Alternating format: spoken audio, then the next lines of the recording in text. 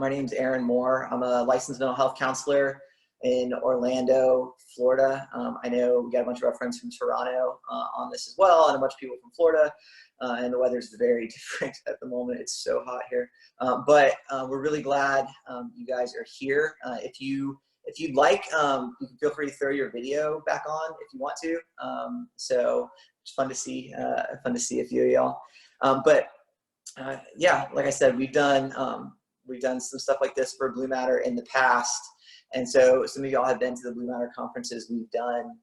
But it's fun to get to talk to, some of y'all kind of scattered around and think about how we've been dealing with this. And so as I thought about some things just to share, a couple things that I kind of just want to throw out.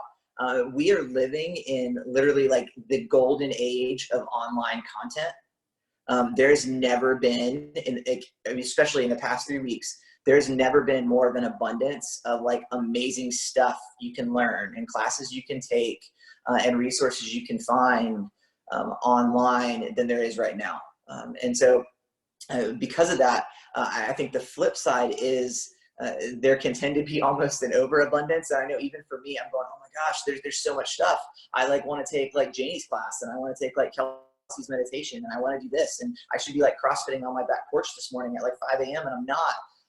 And I feel like some of us have kind of really felt a lot of the pressure in this time, and we're going to talk a little bit about that. But that's not really what I want to do for our time a little bit. I just want to kind of think through what are a few categories that might be helpful to think through. Michael, good to see you. Sorry, I got distracted. Hey, man. What are a few helpful categories to think through just to kind of evaluate a little bit of your own experience in this, right? So what I'm not going to do in the next 45 minutes is like give you the tools to be like your best quarantine self. We're going to talk a little bit more about how to kind of free ourselves from like the desire to like be your best quarantine self. So like you can hashtag that.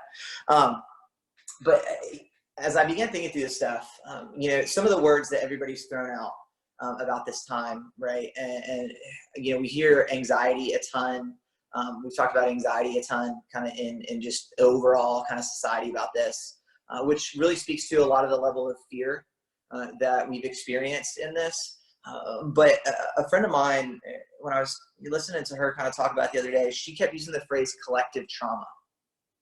Right. And if you've kind of been reading way too much news, like most of us have, you've seen that. We've seen like this term kind of trauma applied to a lot of this. And so I think it's helpful to think about a few of the tactics that I'm going to kind of talk about and a few of the frameworks that I'm going to think through to think about this as a little bit of collective trauma. Right. And if, when we think about trauma, historically, for many of us, we wouldn't necessarily categorize this as trauma. We think trauma as something, that involves explosions and something that it kind of, has a very dramatic nature to it, right? But this very much societally, it is really helpful for us to think through it as it is something that we're experiencing as a collective trauma, especially when we think of trauma as something that completely upends our sense of self and reality. Because that's ultimately what trauma does. What trauma does, whether it's kind of like capital T trauma or little t trauma, is that many of us miss out recognizing as trauma. Trauma upends my reality. And in my reality is this sense of myself and this sense of how I view the world, how I view myself in the world, how safe I am in the world, how safe the world is to me, all of these things, how I relate to other people. Trauma is this thing, and I know some of y'all were on the call Monday where you guys talked about the nervous system and trauma. Trauma is this thing that creates this massive disruption in our sense of self and identity and in how we relate with the world, right? And if we can kind of step back and realize what we're kind of going through right now is this really weird, strange, collective trauma. And so as we think about it, as you guys are kind of thinking about that term, think about what are some of the things that you have lost in the past 3 or 4 weeks. And for some of y'all just totally went to like stock market stuff. But what are some of the everyday things that you've lost in the past 3 or 4 weeks, right? That I would suggest most of us have lost all those things that are like our buffers, right? The things that are kind of like, like when I take my kids bowling and they use the bumpers, right? There's all these things. There's all like the thing that the bumpers do when my kids bowl, because they're 8 and they're horrible bowlers, but they're about as good as me. But when they bowl, those bumpers kind of keep it in the lane, right? And so some of the comments that you guys are making, Michael's saying the gym, Devin said physical connection. Most of y'all, in the past, like a month and a half ago, you would be at work right now. And if you weren't at work right now, exactly, Kelly, they said predictable work schedule, you would know your schedule. Like you would have some expectations of normalcy. You would have like this whole expectation of, man, I know what I kind of do on Wednesdays. And my brain literally just went, is it Wednesday? It is Wednesday. But we would know what this stuff was, right? We have lost kind of so many of kind of these, like the bumper, the guardrails that actually help us kind of function and know what it's like to be us, right? If you're kind of seeing, this is the comments that you guys are making, Kelsey's talking to our students, Dr. B is talking about, physical connection and hugs, right?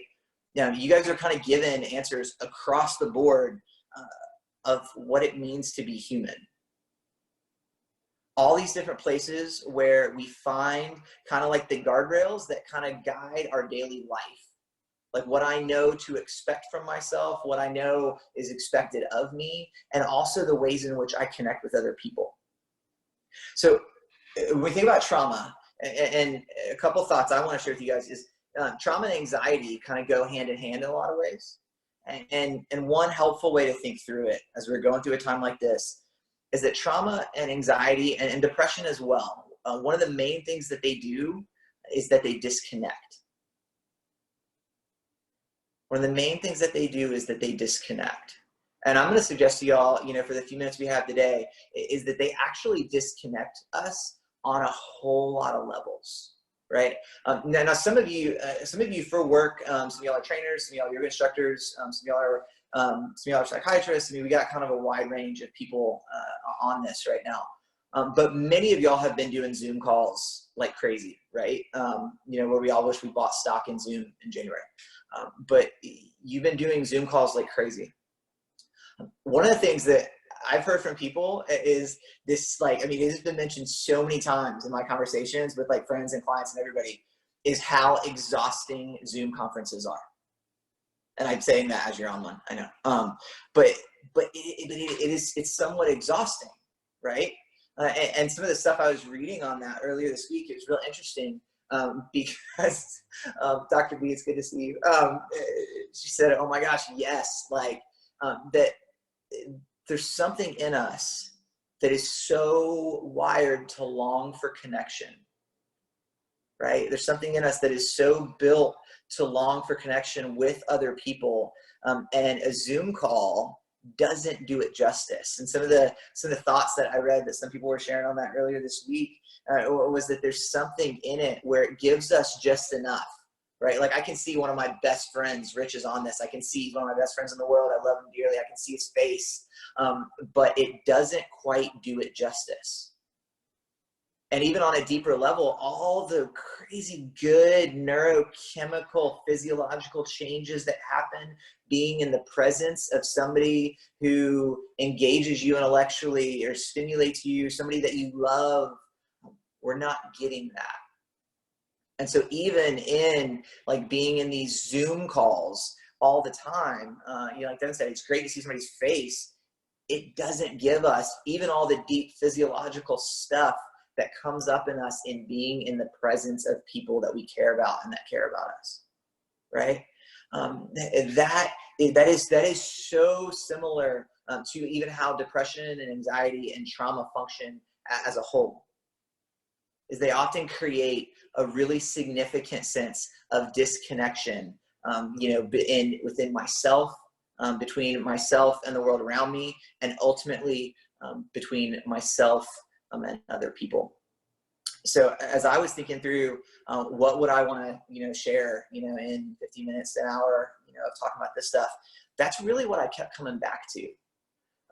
Because one of the things that I've seen the most of is I actually think the majority of people are underestimating the effect of this time on themselves. I think some people are catching it and are with it. I think for the majority of us, and I would say this myself included, I keep losing sight of how taxing and the toll that this time period is taking on me, right? And my guess is for most of y'all, that's kind of the same. And if we are aware of it, it's somewhat been really hard to kind of put our finger on, right? And so one of the things that you're going to hear me kind of encourage you to do kind of going out of this is kind of begin to think through, how am I evaluating my experience in this? How am I checking in with myself? How am I actually kind of asking myself the questions of, what is this experience? What has it been like for me? Not necessarily what's stressful about it, but how am I experiencing it emotionally? What's going on in me, right? And so if you're kind of wondering that, if you're jotting some of this down, I go, man, we want to begin to go, okay, what's going on in me through this period? One of the phrases that I've heard talked about over and over and over is people keep talking about that these are unprecedented times, right? None of us have ever been through a worldwide quarantine before, right? It is unprecedented times. That is wholly true.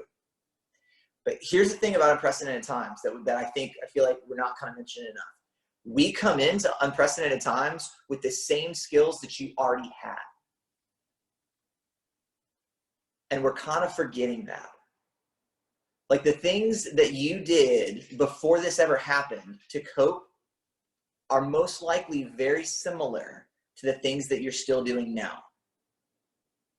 For many people, and I would say myself included, the ways in which we cope, we've coped for a long time, right? Now, and for some of us, like, we didn't learn to avoid pain or disconnect pain just since this whole thing happened 3 weeks ago. We found ways to avoid and disconnect from pain that we've been working on. Most of us have been developing our coping skills, healthy and unhealthy, all of our lives. And one of the things that this time period is doing that I'm seeing, like, in my life and with my family, with my friends, with clients, is it's taken our kind of own coping tendencies and it's basically like putting them on steroids, it's putting them on blast, because we've lost those buffers. The things that kind of forced us to, like, go, hey, you know what? I can't get too off the rails because I got to go to work tomorrow morning. So I can only drink so much at night to kind of dull that anxiety because I got to get up and I got to get the kids to school. Well, guess what? The kids don't go to school. Which, if you don't have kids, the kids don't go to school. They're there all the time. But maybe, for some of y'all as trainers, you're like, hey, I've got to be in shape. I got to be doing this. And now it's like, no, I can, like, teach my class via Zoom and nobody even knows if I'm wearing shorts or not. Right? And so the buffers that many of us that kept our unhealthy coping mechanisms kind of in check have been removed. Right? And so I think one of the things that I think many of us can begin to do is begin to go, okay, how am I coping? Like, not how am I spending my time, but how am I coping with this? What have I actually been doing to deal with the weight and the toll of this time period? I really believe, and it's one of the biggest things I'm going to kind of keep coming back to today, is I really believe one of the coolest things about this time period is it can actually give us, like, amazing insight into some of the pieces that we were already wrestling with. Some of the things that were already there for us, because now we've kind of lost a lot of the filters and the buffers. So now those things are, like, ever present. And if we can begin to pay attention to them and listen to them, we can actually walk out of this, in a month or 2 months or 3 months or however the hell long this is. We can walk out of it with some deeper insight into some of the needs that we have. So it's helpful to begin to ask ourselves, we're a few weeks into it. how have you been coping? If you want to kind of take that question a little bit further, I would say, what have you been doing with the discomfort? What you've been doing with the discomfort, it probably is in the same category of what you did with discomfort before this started. If you want to think about it in another kind of word, you can think, yeah, how do you deal with pain? How do you deal with things that feel out of your control? Because we all just got ushered into a time period where there's a whole bunch of factors that feel out of control. One of the things that I found just to be true about us as people is when things feel out of control, what do? I'm going to actually hyper focus on some things that I can control, right? So some of y'all, like, this started and you're like, you know what I'm going to do? I'm going to get in the best shape of my life. Like, gonna lose the quarantine 15, gonna, like all this, like, you were like, okay, I'm gonna kick this quarantine's ass. Like, we're gonna emerge a better, stronger, whatever self. And if that was you, if that was kind of like your coping mechanism, that probably bears some insight into how you dealt with pain before this whole thing started. Right? Because some of us go, man, this discomfort, well, I can, these things that feel out of control. Well, you know what I can control? I can control what kind of shape I'm in. If for anybody who's ever struggled with body image issues and eating issues and things like that, then we can go, man, this whole time period feels out of control, but you know what I can hyper focus on? I can hyper focus on these things that I feel like I can control. Now, I'm not saying that, like, working out, I mean, I've run more in the past 3 weeks than I've ever run in my whole entire life. Yes, my knee does hurt and I probably should chill out a little bit. So I'm not saying that all that's bad. But when we can ask the question, what am I trying to do with pain? What am I trying to do with comfort? Are my efforts at coping, are they efforts to avoid? Because it's way different if we want to go and we want to use this time to get fit, or we want to use this time to read books we've never read, or we want to use this time to work on this project that we don't feel like we have time for. That can be amazingly wonderful, stimulating stuff. It's way different if we go, man, I have to channel this discomfort and this energy into being as productive as possible so that I cannot feel fear. I got to channel, I got to channel this anxiety that I feel in my gut and in my heart. I got to disconnect from it, and I'm going to run until I drop so that I don't have to feel it. Because the thing about our coping mechanisms is, obviously we want to have healthy coping mechanisms, but if our coping mechanisms, if all they do is help us not feel, it can become really difficult for us to heal from anything that we're not allowed to feel. How do we find recovery and find healing from things that I am just avoiding feeling? How do I find recovery from that stuff if my whole goal has been to disconnect from it? And so that's where, I would kind of give you guys a couple questions of going, man, how do I deal with the discomfort and pain of this time? Because there's something in us. My friend Nico said it. I was listening to her talk about this a little bit the other day, and she was saying, I think it's helpful to remind us. She said that, man, us as people, like, it is the natural inclination in you to avoid being in pain. Ironically, that doesn't actually help us heal. So sometimes it can feel so counterintuitive that we actually have to let ourselves step into the discomfort. One of my friends that he runs and works out a lot, he kind of gave me this phrase a few weeks ago, and it stuck in my head. He was talking about, man, you just got to lean into that discomfort. I was like, man, okay, like I like that. Something felt true about that, and it just reminds me that our human tendency often especially in times of crisis, trauma, when there's anxiety, our tendency can be to want to avoid being in pain. And often our most unhealthy coping mechanisms, the most destructive things that we that we bring into our lives, are the efforts to avoid feeling.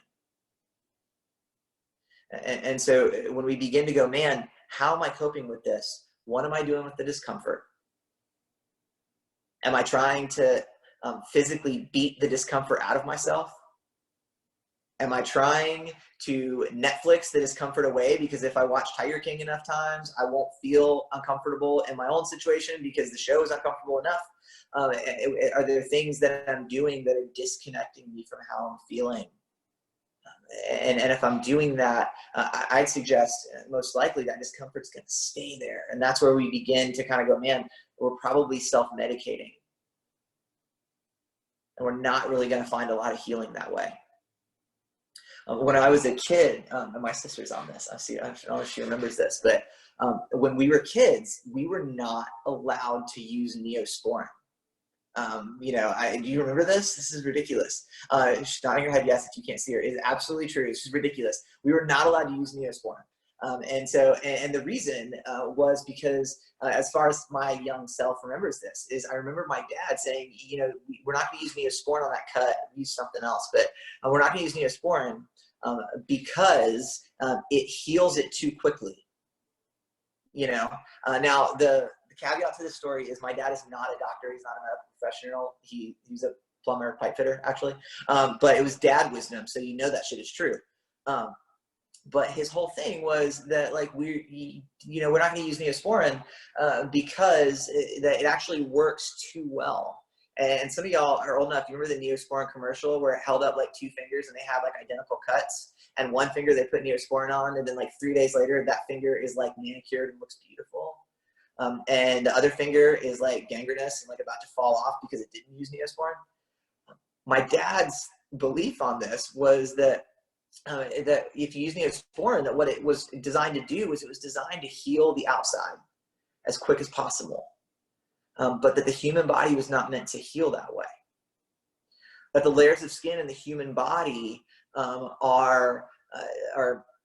the layers of skin in the human body are actually meant to heal from the inside out, and that when we heal it to make it look as good as possible, that we actually leave pieces unhealed inside, and the pieces that are unhealed inside, we actually also run the risk of sealing the infection in there, right?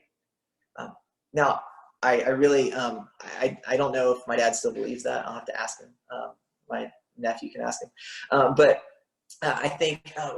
In thinking about that, that is so much of our coping mechanisms. And I would tell you, I really believe that is so many of our coping mechanisms through this time period, right?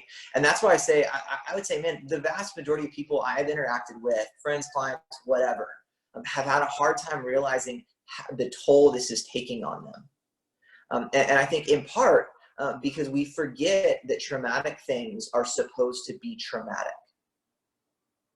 Right? This whole time period should be really disruptive for you. It should be really disruptive for me. Now, hopefully, we actually are finding ways to cope in healthy ways. We're going to talk about that in just a second. But my point is, we need to begin to go, okay, how am I coping? Because there are things that are definitely being coped with. You have been made uncomfortable. Your life has been disrupted. The things that you have created to order your world have been pulled out from underneath you. For some of us, that is more traumatic than others, right? Some of us have lost more than others, and that's where Kelsey has done a really wonderful job of speaking to that. Some of us, due to our own privilege and the things that we have been afforded in this life, we have not been as disrupted as others, right? And that is just true. That does not dismiss how you have been disrupted, though. And so if many of y'all that are on here are coaches and trainers and stuff, and you're trying to help people and care for them well, one of the things I really think we can do is we can help people begin to go, man, how are you being affected? What have you lost? What are you missing? What are you feeling? Right? Because if our coping mechanisms have been to avoid discomfort and avoid pain, which so many of our coping mechanisms are, we're not even going to know what we're missing. And why I say that is, if we don't know what we're missing, we don't know where to go to get it. If I can't identify what I'm feeling, I don't know what I'm hungry for and what I need. Right? And that's why when I talk to people, they're like, I have no idea why I'm exhausted. I'm like, what did you do yesterday? I shouldn't be exhausted. I watch TV all day. Well, your body's exhausted for a reason. Probably because this is traumatic. And so your like kind of nervous system is kind of like a minor fight or flight. And so you're all keyed up as though you know, as though like a dog is chasing you, but there's no dog. You just watch. We think about this stuff, you know, we don't realize that we're tired because we've had this like kind of anxiety and minor fight or flight response kind of just triggered in us. So we don't even realize that that stuff's been going on. If we don't realize it, we don't know how to cope with it and how to deal with it. So I know I'm repeating myself, but I want to give you guys a couple practical categories because I know a few people that I talked to were going, man, okay, so what do we do with it? One, we do need to begin to go, okay, how am I coping? And what am I actually coping with?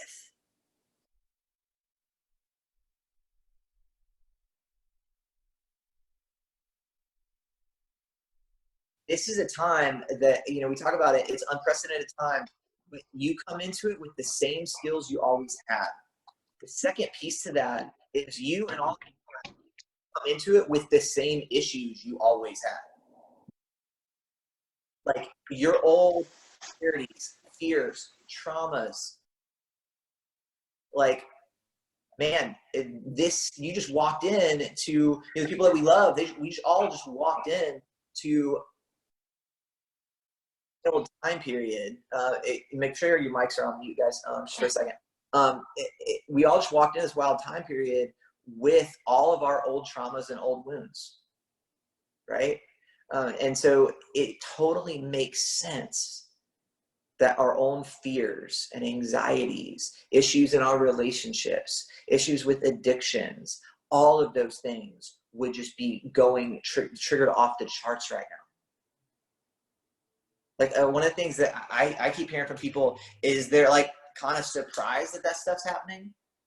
And I'm like, man, we don't need to be surprised that that stuff's happening. We need to expect that that stuff should happen, right? One of the communities that I think expected that really well was some of the online recovery communities like AA and NA. The second this stuff started, there was some really wonderful kind of stuff put out there and articles being written and people kind of going, man, this is going to completely disrupt so much.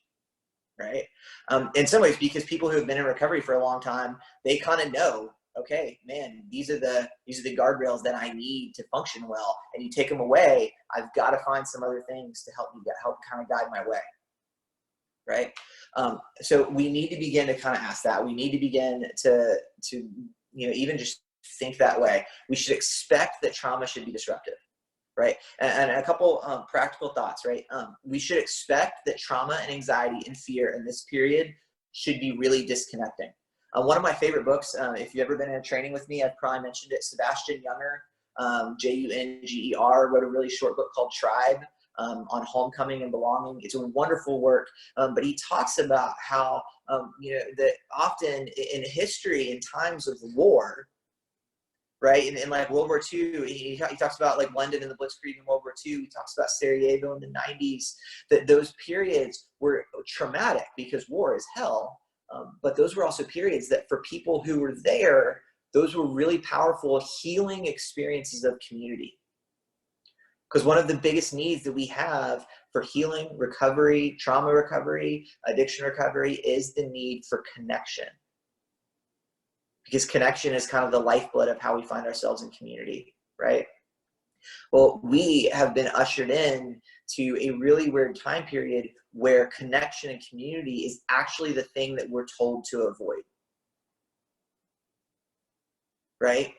So we're not actually, like, we're not going through a collective trauma. In Florida, like the collective trauma of a hurricane and then the roof blows off and the power goes out as you go over to your neighbor's house and you all grill together. We're not allowed to go to our neighbor's house. That's upside down right there. The very thing that we need is actually the thing that we're being told not only not to do, it's actually the thing that we're being told is dangerous. Y'all, that will mess with your head and your sense of connection and sense of self, right? So the thoughts I want to share with y'all kind of through the end here are really about how do we just kind of start, just a couple practical pieces, and how do we kind of go, okay, how do I build a little bit of connection? How do I build a little bit of connection? Because what this time period has done, whether you want to call it trauma or not, what this time period has done is it's created a really significant disconnection. And that disconnection happens between you and I.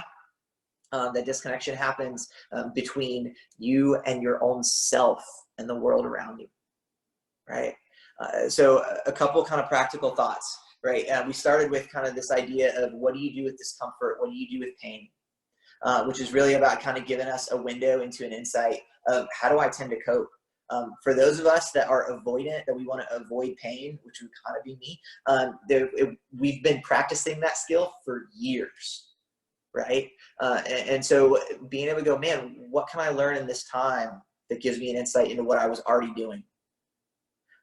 But to begin to kind of go, okay, how do I begin to create some sense of connection? My encouragement, kind of piece number one is going to be, how do we begin with our physical self? Right? How do I begin to create a connection in my physical self? Things like depression, anxiety, and periods like this, we can underestimate the degree to which it actually creates a sense of disconnection, where I actually start to not feel at home in my own physical self, right? Because my physical self might not be used to actually sitting around this much. My physical self does not respond well to being on a screen all day. My physical self does not respond well to living by myself. Wherever you are, my physical self doesn't respond in ways that I'm accustomed to this. So begin to ask yourself, what has been your relationship with your physical self in this? What has been your relationship with your physical self? I don't say body because many of us have a really weird relationship with the word body. It's a really weird word, right? But if we begin to think, okay, my physical sense of self, have I been friendly to it? Friendly to it might not be running 20 miles tomorrow. It might be, I don't know. But have I been a friend to my physical self? That might sound silly, but it is a wonderful door to walk through to go, man, how have I related with me? Am I punishing myself for feeling afraid in this? Am I so uncomfortable with that pit in my stomach that I'll do whatever I can to just make it quiet down? If we can begin to ask those questions, then we can begin to get an answer to the far more important question, which is, what am I actually longing for? What do I need? Do I need to feel some comfort? Do I need to feel grounded? Do I need to feel safe? If you've never done kind of breath work is a wonderful place to start in this. Like I said earlier, thinking real practically, if you've never kind of gotten into yoga, well, there are amazing yoga resources online now. You don't even have to leave. You don't have to go do anything. The best resources, there's a bunch of amazing yoga instructors on this call right now. There is a wealth of available information and resources online right now. It's a great place to start. But I think for many of us, we go, okay, how do I begin to be at home in my body, to get acquainted with my physical self? How do I begin to give my nervous system a chance to feel grounded and safe? And many of the guys that I know that work out a ton, work out really hard, are very not at home in their physical self, right? Because we have a really hard time sitting with discomfort or treating ourselves well. So we can begin to ask these questions. And I know some of y'all are wanting to tell me what to do. I just want you to ask these questions, because that's where we begin to go, okay, what am I actually longing for? What do I need? Because some of y'all need to actually move and sweat. Some of y'all need to sit your ass down.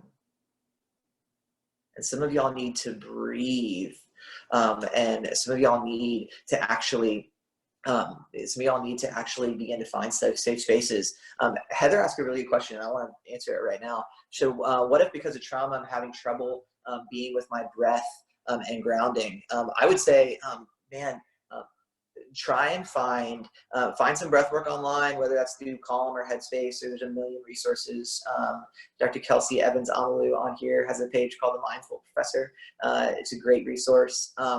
But find some places that kind of give bite-sized pieces to begin to enter in. You know, one of the words that I'm going to leave y'all with, but I'm going to go ahead and jump there for a second, is this idea of self-compassion. And so when I talk about being a friend with your physical self, can you have compassion on your physical self, right? And for some of us, that is, if we've been through trauma, and some of us who haven't really been through a lot of trauma, we still have a very hard time doing breathing and, you know, grounding work. And by grounding work, I mean the things that help my body feel connected and safe. Some of what we did right when we started here, you know. So being able to be kind to how difficult that is for you. Be so kind to how difficult that is for you to just enter in and find some good pieces. Dr. Kreis said there's a lot of research underway, you know, for trauma-informed mindfulness. There really is so much good stuff out there. My biggest encouragement is going to be that we're kind with how difficult it is for us. You know, and that's where there's a difference, y'all. When we enter in, one of the biggest things we do with discomfort is we want to get productive, right? I mean, another way to say that is we always want to get healthy the same way we got sick. I want to fix things the same way I broke them. You know, I mean, because what I do is what I do. If my biggest tool is a hammer, I want to hammer everything. Right. And so if we're going, man, if part of our thing is like productivity and being good, and like my friend Jamie used to say, like, you know, almost like David Gogginsing yourself into health, you know, no disrespect to David Goggins. But if I'm going to, you know, kind of do that, then sometimes we can have a tendency to go, man, I'm going to kick breathwork's ass. That is not helpful. That is not kind, because we got to be okay that some days it works, some days it doesn't, some minutes it works, and the next it doesn't. And that's where all of us are. So beginning to go, man, what does my physical self need? Do I need to step into a little bit of physical discomfort to get my blood flowing and my heart beating, and which will help my nervous system regulate? Do I need to do some real slow grounding, you know, meditative work that reminds my nervous system and my body that I'm safe? But in asking those questions, that's where we're going to know which direction we need to go. And so I just believe it can be helpful to realize our tendencies, because those can illuminate where we kind of tend to go, and sometimes we might need to do the opposite, right? The other grounding things, I mean, I would really suggest, many of y'all are doing this, but the things that help us feel, like I said, the things that help us feel connected within our physical self, but also to the world around us, right? So we're talking about the physical stuff within your own self, but what helps you feel physically connected to the world? Netflix doesn't. Screens don't. If you've been on a Zoom call for 4 hours, dear God, get off the screen. Like, and I say that I say that with no judgment. I say that, man, we just need more. Sometimes we need to feel some dirt under your fingernails. You need to actually remember what grass feels like, and you need to breathe air that's outside, and look at the sun and sweat a little bit. That we need those things. And so it can be helpful just to ask ourselves, when's the last time that we did some of that? Am I connected in my physical self? Am I connected to the physical world around me? Can I sit on my front steps and put the screens down and just notice some things that I see? All of these things help give us some tools to regulate. They all bring us back into balance. Does that make sense? So moving on, because I know we got a couple minutes, I want to respect everybody's time. Beyond the physical self, we're also talking about that's the doorway to kind of care for the emotional self. If I'm beating the crap out of myself physically or completely disconnected physically, I believe it can be harder for us to recognize what's going on emotionally in the way that we need to kind of do the questions that we were talking about when we started, where we need to be able to check in and go, man, how am I feeling through this? Where is that discomfort? And what is that discomfort? Is that discomfort, is it linked to fear? And one of the emotions that I think is being missed most in this period of time, in my opinion, is grief. Because many of us are like, man, I don't really have anything to grieve. Well, dude, like there's so much to grieve. And yes, there are people y'all, there are people that have it worse than all of us. There are people that have it worse. That is true, and that can help us have some gratitude, but it doesn't dismiss the effect of your own grief and your own pain, right? And so having gratitude is a perspective that goes, man, I can recognize all I have, but I also have to honor and recognize the emotions and the loss and the fear and the grief that I am carrying, right? And so this is a wonderful time to begin to go, man, I need to actually ask myself, what are the emotions I'm carrying? And that becomes then the place that we can walk through and recognize some what we need. A couple words I want to give you just as you think through that. When we do that, when I'm kind of checking in, so much of what we do, y'all, just like we want to be productive, we want to evaluate everything.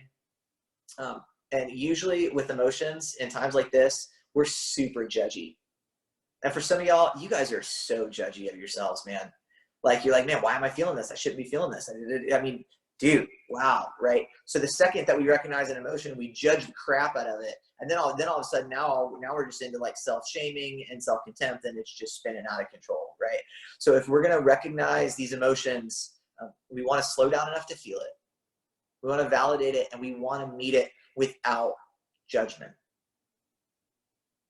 So we're not only being a friend to my physical self, I am being kind and compassionate to my emotional self. And if I'm being kind and compassionate to my emotional self, some of y'all think that sounds simple. Y'all, I think that's like the hardest work of being human, is being kind and compassionate to our own selves. If I can begin to do that, I really think then we're going to get way farther down the road in terms of being able to ask ourselves what we need and being able to seek it out. We started off talking about that these things create so much disconnection, right? Disconnection within your physical self, with you and the world, but also between us. That's some of what we need. And so we need to recognize that that need is there. So one of the practical questions I would kind of want to leave you guys with is, where do you connect in this time? With your physical self, with your emotional self, but where do you connect with the people around you? Where do you feel seen, heard, cared for? Because we need that. And we have to, sometimes, in some ways, we got to recognize that like it's not always going to be to the level that we're longing for it, but you need it right now. And no matter how hard you work out, or how many shows you watch, or how hard you work, or whatever you do, it's not going to take the place of that. So how do we begin to kind of seek that? So how do we reconnect with our physical self, our emotional self, the world around us, and how do we stay connected and reconnect with people? A couple words I give you just to kind of think through it. Like I said, self-compassion is the biggest one that I would want you guys to hear. The second, everything we're talking about, I would encourage you guys, enter into it with kind of like an approach of curiosity. It's really hard to be an ass to yourself when you're curious. Curious people are usually like pretty cool. Rich, I would count as like a curious guy. He like is very like inquisitive about like how I am, what's going on with me. And I literally experienced him as probably the least judgmental person ever. So if we can be curious about what I'm feeling and what I'm longing for and what I'm missing, and foster this curiosity, then I think it's a way for us to like stay away from the judgmental piece. Right? And then as we kind of figure out what we do, then I think the question becomes, how do we take effective steps? Right? And I've kind of latched onto this word, and we're gonna wrap up in just a second, but I've kind of latched onto this word and this idea of effectiveness, because I think it can be different for us than productivity. The effectiveness, if we think about it, it doesn't necessarily have to be about how much I do, what I accomplish, how much we produce, whatever. It's about, okay, what are practical steps I can take? Who can I reach out to? How can I care for myself today? If it's a choice that I can make, it's an opportunity that I can kind of feel somewhat effective in my world. And I don't have to be in control of my world when all this stuff is out of control. There's a million things out of our control right now. But I can effectively care for myself and people around me. There's a lot of stuff that I threw at you for 55 minutes.